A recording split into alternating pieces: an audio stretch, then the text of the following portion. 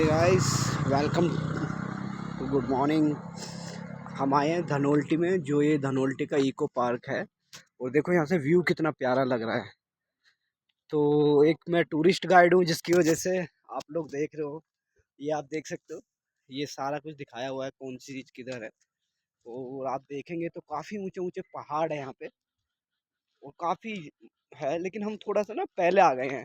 यदि हम अराउंड 2 हफ्ते और लेट आते ना, तो हमें यहाँ शायद बर्फ़ मिल जाती। पर अभी यहाँ कुछ नहीं है। आप चारों तरफ देखेंगे तो सब कुछ सूखा हुआ है, जितना भी आप देखेंगे इधर। ये देखिए।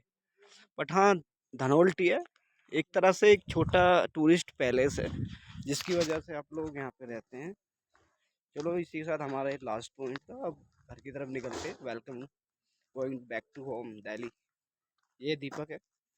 दीपक और मेरा दोस्त, मैं दीपक आए हैं दोनों गाड़ी से। चलो, इसी के साथ बाय बाय।